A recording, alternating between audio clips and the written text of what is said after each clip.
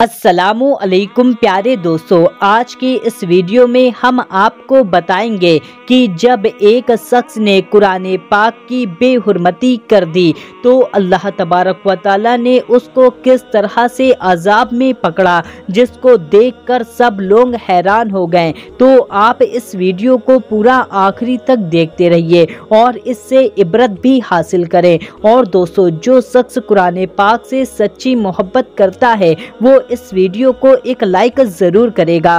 और आपने चैनल को अभी तक सब्सक्राइब नहीं किया हुआ है तो जल्दी से आप इस चैनल को सब्सक्राइब कर लीजिए, क्योंकि हम आपके लिए बहुत ही प्यारी प्यारी वीडियो लाते रहते हैं। प्यारे दोस्तों, अल्लाह ताला ने इंसान को पैदा किया और इसके लिए निज़ाम कायनात को तरतीब दी।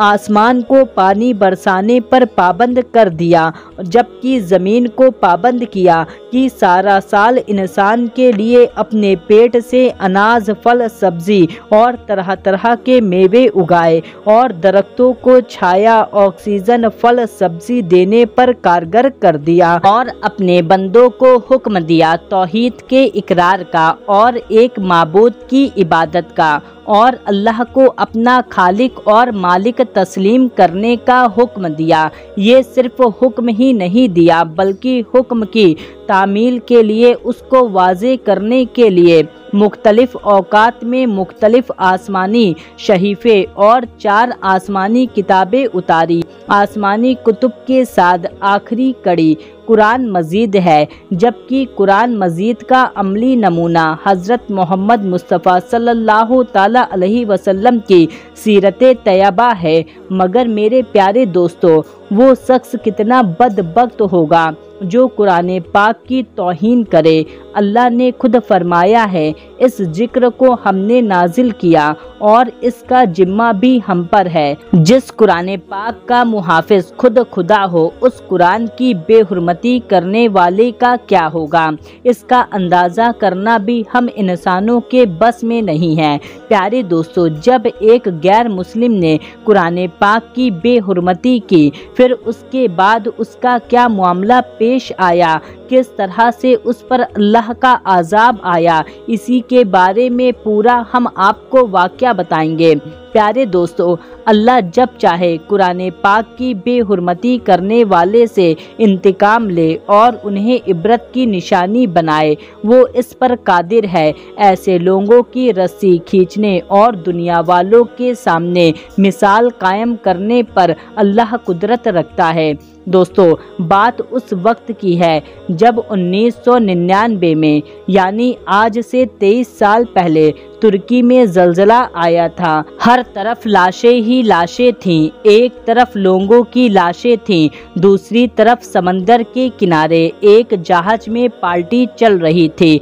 इस महफिल में इजरायली जनरल, अमेरिकी जनरल, तुर्की के 30 से ज़्यादा फौजी जनरल मौत को भुलाकर दीन से बेजार होकर इस महफिल में शामिल थे। इस मीटिंग के दौरान एक जनरल ने अपने एक फौजी से कुरान पाक को लाने के लिए कहा। हुक्म के मुताबिक कुरान मजीद को इस महफिल में लाया गया। इस बेहयाई और बदकारी की मजलिस में जहां यहूदी औरतें घटिया लिबास पहनकर नाच रही थी, उस फौजी ने कहा, कुरान पाक को पढ़कर सुनाओ। बेचारे फौजी ने कुछ आयतें पढ़ी तो कहा गया, अब इसका तर्जुमा भी सुनाओ और इनका मतलब भी बताओ। फौजी ने कहा, मैं तर्जुमा नहीं जानता। इस पर जनरल ने उसके हाथ से कुरान पाक को लिया और फाड़कर फेंक दिया और कहा, वो अल्लाह कहाँ है जिसने ये कहा है, इस कुरान पाक को हमने उतारा है और इसके मुहाफिज हम ही हैं। अगर हिम्मत है तो आए, अपनी कुरान को बेहुरमती और बेइज्जती से बचा ले।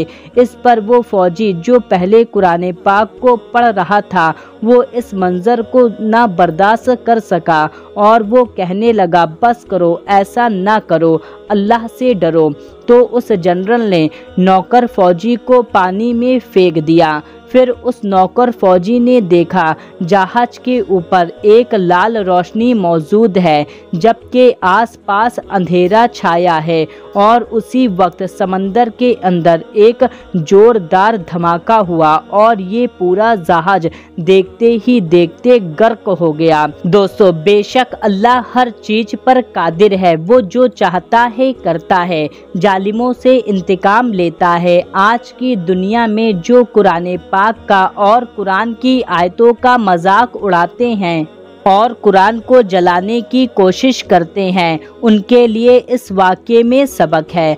दोस्तों, कहा जाता है अभी तक उस जहाज का और ना ही उसमें मौजूद फौजी जनरल की लाशें मिली। अंदेशा है अल्लाह ताला ने समुद्री जानवरों को हुक्म दिया होगा उनकी हड्डियों तक को नोच कर खाओ। इजराइल और अमेरिका ने अपनी बड़ी बड़ी एजेंसी की टीम भेजी, जाओ इन जनरलों की तलाश करो, कम से कम इनकी लाश ही लेकर आओ। लेकिन दोस्तों, जिसको अल्लाह ताला का अजाब पकड़ ले उसकी हड्डियों का भी पता नहीं चलता। प्यारे दोस्तों, इसी तरह का एक और वाक़या है जहां माँ कुरान पाक पढ़ रही थी। बेटी ने जिद की, माँ मुझे ये किताब दे दो जो तुम पढ़ रही हो। माँ ने कहा, तुम इसकी बेहुरमती करोगी, तुम नहीं जानती ये किताब क्या है। बच्ची जिद करने लगी तो माँ तो आखिर माँ होती है। बच्ची के जिद के आगे घुटने टेक दिए। उसने बच्ची को कुरान पाक पकड़ा दिया। वो कुरान पाक के साथ खेलने लगी। कभी वो सफ को इधर करती तो कभी वो सफ को उधर करती। माँ का ये मामूल बन गया। वो अपनी बच्ची को हर बार कुरान पाक पकड़ा दिया करती थी। कुरान पाक से खेलते वक्त वो कुरान पाक को अक्सर जमीन पर गिरा दिया करती थी। एक दिन वो दोनों माँ बेटी एक स्टोर खरीदारी करने के लिए गए तो बच्ची किसी सामान को लेकर जिद करने लगी। माँ वो सामान नहीं दिलाना चाहती थी और बच्ची जिद कर रही थी। माँ ने स्टोर में मौजूद कुरान पाक को उठाया और बच्ची को थमा दिया। बच्ची मुसलसल जिद कर रही थी और रोए जा रही थी। उसने गुस्से में आकर कुरान पाक को पकड़ा और फेंक दिया। दोस्तों, उसका ऐसा करना था। वो जो बच्ची थी वो बिल्कुल नॉर्मल थी, फिर देखते ही देखते वो अजीब से जानवर में तब्दील हो गई। इस शक्ल के जानवर को ना पहले किसी ने देखा था और ना कोई जानता था कि ये कैसी मखलूक है।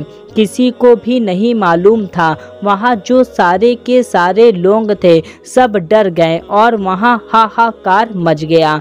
माँ ने अपनी बेटी को लिया और मुख्तलिफ अस्पतालों में भागती रही, डॉक्टरों से मिन्नतें करती रही, इसको ठीक कर दो, इसको बचा लो, मेरी बेटी को बचा लो, मेरी सारी दौलत ले लो, लेकिन मेरी बच्ची को ठीक कर दो। मगर डॉक्टर का एक ही जवाब था कि साइंस ने ना तो ऐसी चीज देखी है और ना ऐसी बीमारी के बारे में जानते हैं और ना इसके ठीक होने का तरीका अभी तक मौजूद ही नहीं है। प्यारे दोस्तों, एक लम्हे के लिए सोचने की बात है, आज कुरान पाक की बेहुरमती करना, बेइज्जती करना इतना आसान क्यों हो गया है? इसकी वजह सिर्फ और सिर्फ आज का मुसलमान है।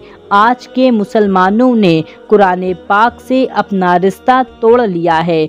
आज के मुसलमान नौजवान कुरान पाक के अहकाम को मानने में शर्म महसूस करते हैं। दोस्तों, कुरान पाक को अपने दिल में बसा ले और अपने सीने में उतार ले और कुरान पाक के बताए हुए रास्ते पर ही चलें। दोस्तों, आपको ये वीडियो कैसी लगी और इस पर आपको क्या कहना है, कमेंट करके हमको ज़रूर बताएं और इस वीडियो को दूसरों तक ज़रूर से शेयर करें। मिलते हैं, तब तक के लिए अल्लाह हाफिज।